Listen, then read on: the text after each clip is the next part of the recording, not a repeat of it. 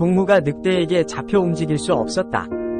남자는 급히 총을 들고 방문을 나가자 쌍총을 보고 늑대는 곧 그의 입을 풀었다. 하지만 목숨을 구해준 동무는 감사하는 대신 총을 내려놓으라고 요구했다. 이 말을 듣자 남자는 그 자리에서 멍해져 버렸다. 어느 순간 자신이 누구인지 그리고 누가 사냥감인지 헷갈렸다. 그는 총을 내려놓았지만 그로 인해 다가온 일은 믿기 힘든 일이었다. 동무는 의도적으로 팔을 늑대 입에 내밀어 뜨겁게 먹으라고 시각적으로 암시했다. 늑대는 그 모습을 보고 주저하지 않고 물었다. 하지만 동무는 두려워하지 않고 오히려 상대를 평온하게 깜짝 놀라게 했다. 이 장면을 본 남자도 마침내 마음을 놓았다. 하지만 누구도 알지 못했으며 늑대와 그 사이에 정확히 무슨 일이 일어났는지 처음에 그는 무리에서 벗어난 작은 늑대에 불과했습니다. 어머니가 매일 열심히 가져오는 약간의 먹을거리로 겨우 생존하고 있었는데 2개월만 버티면 괜찮을 줄 알았습니다. 그런데 이날 어미 늑대가 먹이를 찾다가 사냥꾼에게 공격당하자 그는 이를 악물고 힘겹게 눈 바닥을 기어가며 마침내 굴 안으로 들어갔습니다. 작은 늑대는 소란을 듣고 어머니가 먹이를 찾아 돌아왔다고 생각하고 나가 맞이하려 했지만 어머니가 쓰러져 눈밭 위에 죽이 벼르는 것을 보았습니다. 어머니는 한숨을 쉬고 사랑하는 자식을 한번 보았 다음에는 더 이상 노력하지 않고 천천히 눈을 감았습니다.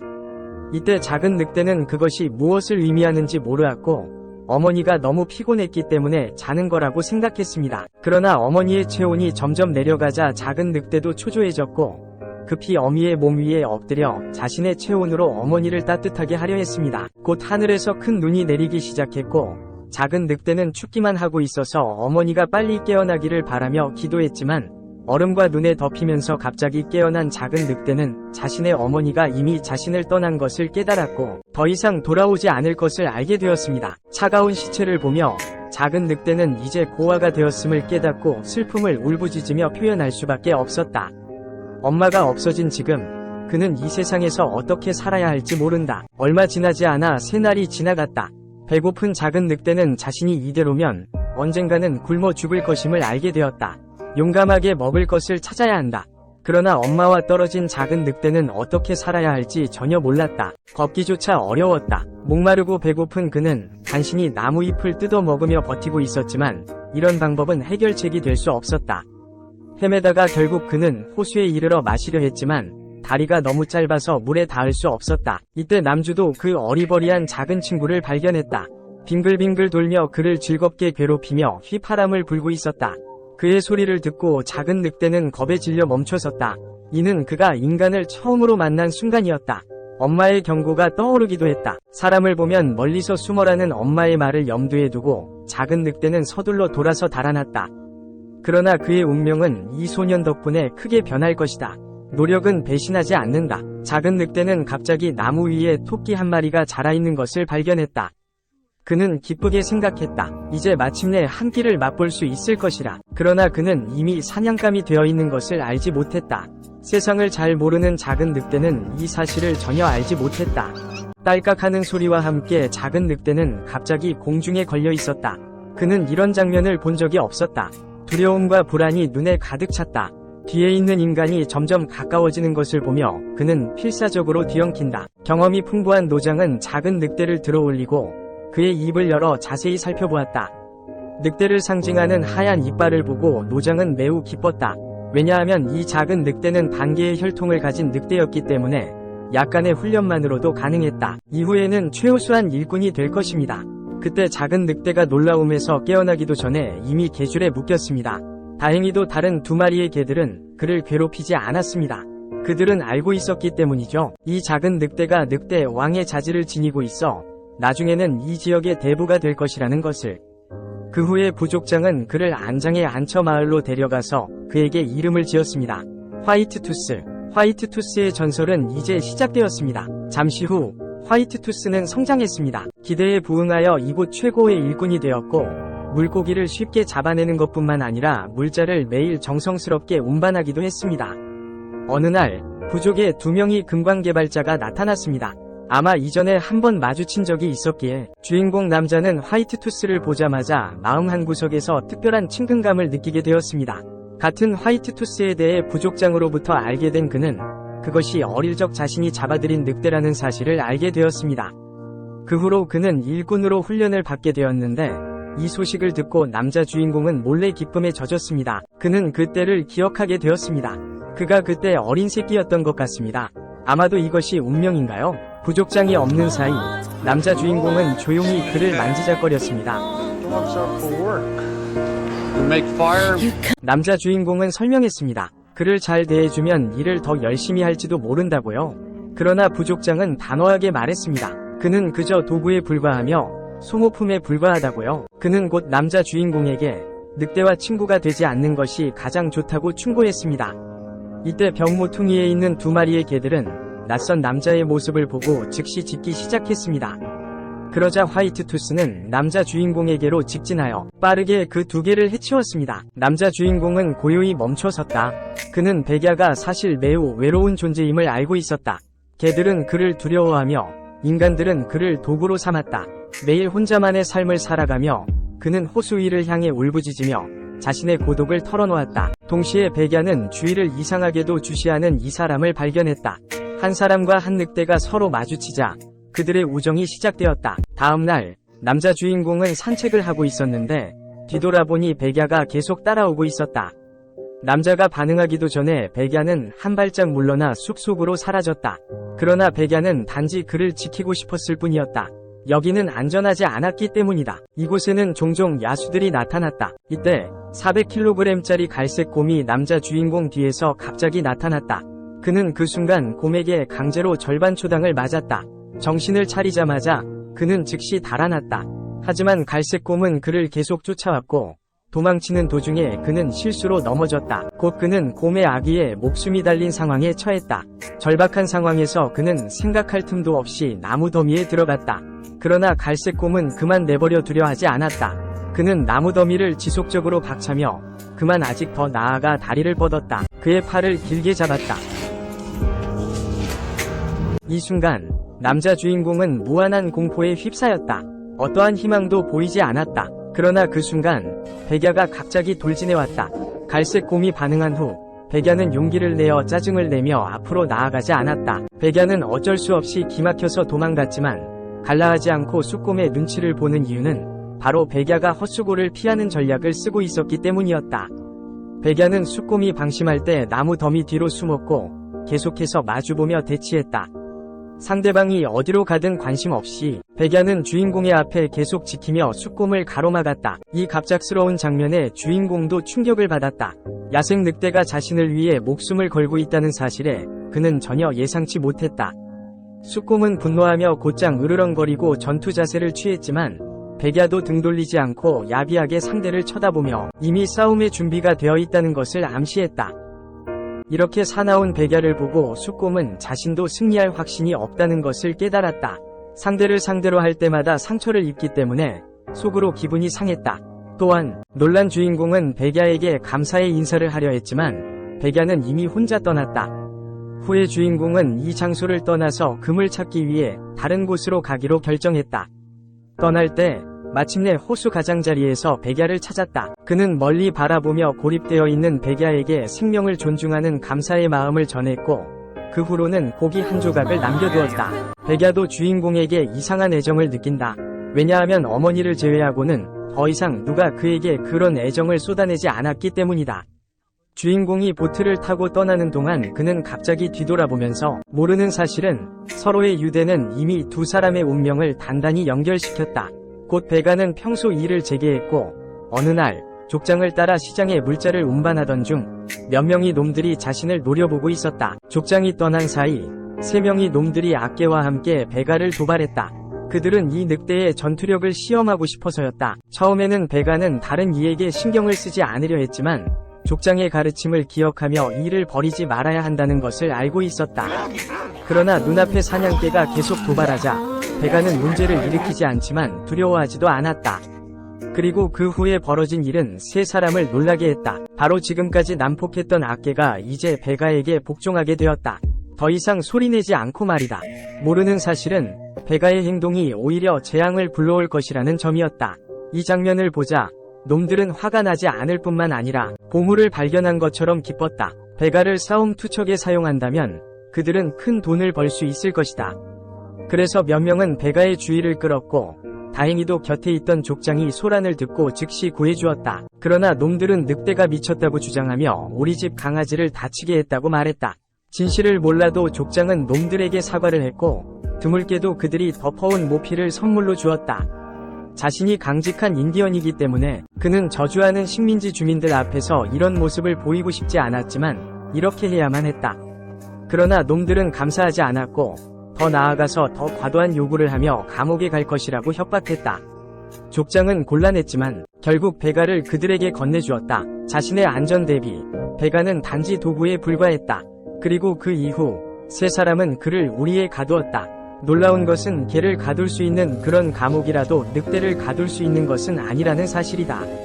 눈앞의 악인들을 마주하며 베가는 맞서지 않고 싶어 했다. 운명에게 무릎 꿇지 않으려 했지만 불행히도 악당들은 막대기를 들고 백야를 손에 쥐었고 백야는 그들의 소나기를 피할 수 없었다. 운명의 바퀴도 녹슬기 시작했다. 그들은 그의 야성을 키우기 위해 백야를 철저히 감금했다. 다른 한 명은 막대기를 들고 곧이어 그는 개결을 위한 배틀링으로 끌려갔다. 백야는 동족과의 싸움을 원치 않았지만 상대방은 그를 강하게 밀어붙였다. 자기 방어를 위해 백야는 빠르고 정확하며 맹렬했고 쉽게 상대를 제압했다. 경기가 끝난 후 쓰러진 흑개를 보며 백야는 크게 후회했다. 자책감에 빠져들었지만 폭도들은 백야의 마음을 신경 쓰지 않았다. 그들은 큰 돈을 따서 바로 다음 경기에 백야를 데리고 가기를 강요했다. 맞선지 않으려면 백야는 불가피하게 머리를 숙이고 2달이 지나도 백야는 패배를 맛본 적이 없었지만 그는 우승자로서 마땅히 대우받지 못했다. 폭도들은 그를 오래 살리기 위해 매일 막대로 때리고 종종 배고픔을 겪게 했다. 심지어 남은 뼈조각도 그에게 주지 않았다. 시간이 지나면서 백야의 내면 일부는 영원히 변했다. 그러나 어느 날 백야는 특별한 상대를 만났다. 그는 작지만 강직한 몸집의 살코기가 많이 붙은 개였다. 동족을 학살하기 위해 특별히 훈련된 존재였다. 처음에는 백야가 그의 위험성을 인식하지 못했다. 경기를 기다리며 링에 엎드려 있는 개를 보았다. 백야가 주의를 기울이지 않는 사이 그 개는 직접 백야의 전지전능을 물었다. 그는 절박하게 피했지만 이 역시 그 개의 계략이었다. 속임수를 부리며 그 개는 백야의 목을 급습했다. 상황은 매우 위급했고 그는 절망적으로 고통스러운 울부짖음을 내지르며 고립되었다. 그는 금방이라도 쓰러져 있었고 폭도들은 이를 보고 바로 경기장으로 달려갔다. 백야는 자신을 구해줄 것을 기대했지만 폭도는 오히려 목장으로 그를 치이며 고정적으로 매일 아프게 때렸다. 그때 폭도는 갑자기 넘어지고 반응하기도 전에 충구가 그의 가슴을 겨누었다. 이 사실을 알게 된 주인공이었다. 산을 넘고 강을 건너서 쫓아왔어. 다행히도 제때 도착해서 도와줬지. 두려운 힘을 다해 물고기치의 입을 벌리고 있었어. 이때 백야는 이미 온몸이 상처로 뒤덮여 있었고 남자 주인은 그를 안고 밖으로 나가 방으로 돌아갔어. 남자 주인은 그의 상처를 신경 써서 감싸줬어. 곁에 있는 경험이 많은 동료가 그에게 말했어. 백야가 너무 많이 피를 흘려서 살아남은 것만으로도 기적이라고. 그 말이 끝나자 백야는 모르는 이유로 눈물을 흘렸어. 아마도 육체적, 정신적 고통 때문이었을 거야. 혹은 지옥에서 탈출하고 다시 남자 주인을 만나서일지도 모르고 혹은 인간의 악용과 학대를 겪어서 그는 더 이상 예전과 같지 않았어. 밤에 남자 주인은 그를 만지려 했지만 백야는 무의식적으로 피해버렸어. 남자 주인도 백야의 변화를 느꼈어. 그가 이동안 무슨 일을 겪었는지를 상상할 수 없었어. 한 달 후 백야는 완전히 회복되었지만 남자 주인은 가까이 다가가려 했지만 그는 또 다시 2걸음 물러섰어. 인간에게 너무 깊은 상처를 입혀버렸기 때문이었어. 누구든지 그를 도구 취급하고 자신의 생사를 생각하지 않았어. 그는 더 이상 인간을 믿지 않았어. 남자 주인도 포함해서. 그때 동료가 막대기를 들었어. 백야는 곧장 강인해지고 날카로워졌어. 동료는 이전에 항상 막대기로 치는 것 같았다고 깨달았어. 이제 그는 길들이기가 어려워졌어. 그는 증오를 배웠어. 그는 조금의 따뜻함만 필요했어. 남자 주인은 그의 사슬을 풀어주려 했지만 백야는 더욱 긴장해져서 동료의 손에 있는 막대기를 빤히 쳐다봤어. 그때 남자 주인공이 천천히 철사를 풀기 시작했습니다. 그는 화이트 팽이가 자신을 다치게 하지 않을 것이라 믿었지만 팽이는 그가 막대기를 가져오려는 것으로 오해하고 눈빛이 갑작스럽게 사나워졌습니다. 즉시 공격 자세로 돌입했습니다. 남자 주인공은 고통을 참으며 팽이가 그것을 의도한 게 아니라는 걸 알았고 조심스럽게 방을 빠져나갔습니다. 남자 주인공은 확신했습니다. 그것이 진짜 화이트팽의 모습이 아니라고, 언젠가는 그가 나아질 것이라고. 이어서 화이트팽이 천천히 방을 나왔고, 오랜만에 보는 숲을 보고는 긴장한 감정이 한꺼번에 풀렸습니다. 남자 주인공이 시기가 적절하다고 판단하자 대담한 결정을 내렸습니다. 예전처럼 그에게 고기건을 주려고 합니다. 이 시점에서 화이트팽이도 계속해서 시험하고 있습니다. 그는 더 이상 쉽게 사람을 믿지 않습니다. 어느 정도의 사고 끝에 화이트팽이는 마침내 용기를 내서 남자 주인공을 믿기로 결정했습니다. 그가 고기건을 먹을 때 남자 주인공은 다른 손으로 그의 이마를 쓰다듬어 보려고 합니다. 화이트팽이는 마음의 방어를 풀고 처음으로 사람의 따뜻함을 느끼게 되었습니다. 그의 눈동자도 이전처럼 긴장되지 않습니다. 마치 오랜만에 만나서 익숙하면서도 낯선 옛 친구처럼. 화이트팽이는 남자 주인공의 상처를 가볍게 핥아서 그 당시 자신의 무모함을 사과했습니다. 그때 동료가 창문 밖에서 갑자기 깨어나서 일어나서 바라보자 화이트팽이가 남자 주인공을 꽉 물었음을 보았습니다. 이는 이야기의 시작입니다. 그들은 서로의 행운을 만들어갑니다. 날이 갈수록 운명의 바퀴도 이제 돌기 시작했습니다. 늑대인의 감정도 점점 깊어졌습니다. 매일 놀고 장난을 치며 화이트팽이는 그들이 돌을 옮기는 데 도움을 주기도 했습니다. 화이트팽이의 도움으로 금채굴 효율이 훨씬 개선되었지만 안타깝게도 좋은 일이 오래가지 않았습니다. 이번에도 그들은 평소처럼 돌을 옮기러 갔다가 광산에서 폭발 소리가 나기 시작했다. 동료가 위험을 알아차리자마자 광산이 심각하게 붕괴되었다. 동료는 강건하게 들어가 구조를 시도했다. 화이트파의 도움으로 주인공을 구해냈고 이정표에 앉아 생명을 구했다. 화이트파는 주인공 곁을 떠나지 않고 그가 다시 위험에 처할까봐 두려워했다. 그런데 그때 주인공은 갑자기 화이트파의 발바닥에 많은 황토가 묻어있음을 발견했다. 주인공은 즉시 그 자리에 멈춰 섰고 방금 겪은 놀라움이 기쁨으로 변했다. 그들은 즉시 광산에 도착하여 방금 붕괴한 곳에는 반짝이는 금이 가득했다고 발견했다. 팀원이 설명했다. 화이트파가 주인공을 구하는 동안 우연히 여기서 금을 파다가 발견한 것이라고. 주인공은 기쁨의 넋을 잃고 화이트파를 쓰다듬었다. 이제 화이트파가 큰 도움이 되었다. 그러나 재난이 속에 포함된 축복이었던 금을 파는 장면은 그들을 계속 감시하던 폭도들에게 들키게 했다. 그 다음 날 주인공은 아직 잠자리에 누워 있었는데 위험이 모습을 드러냈다. 나뭇집이었기 때문에 집은 순식간에 큰 불길에 휩싸였다. 폭도들은 총을 들고 입구를 지켜 반드시 주인공에게 대가를 치르게 할 것이라고 했다. 집안의 주인공과 동료는 불을 끄는데 전념하여 이미 들어온 사람에 대해 전혀 주의를 기울이지 않았다. 위기의 순간 화이트파는 불길을 돌파해 앉은 악당을 그대로 눌러 쓰러뜨렸다. 쥐어붙인 악당은 제때 조준할 수 없어 엉망으로 쏜 총알은 다른 사람의 발목을 적중시켰다. 그러나 그 총알은 화이트파의 몸 아래를 스쳐 지나갔다. 화이트파는 자신을 학대한 원수를 보고 분노에 사로잡혔다. 이번에는 원수를 마음껏 해결하려 했다. 화이트파는 한 번에 건너 펼쳐 상대편으로 달렸고 폭도는 피할 시간도 없이 총을 쏘기 시작했지만 다음 순간 화이트파에 의해 땅에 쓰러졌다. 폭도는 상황이 안 좋다고 판단하고 총을 꺼냈지만 비명 한 소리 뒤 대장이 늑대에게 공격당하자 동료는 급히 총을 들어 조준했지만 남주가 시간적으로 도착하여 그를 제압했다. 화이트 토끼의 도움으로 세 사람은 성공적으로 제압되어 경찰서로 인계되었고 화이트 토끼는 작은 마을의 영웅으로 전해졌다.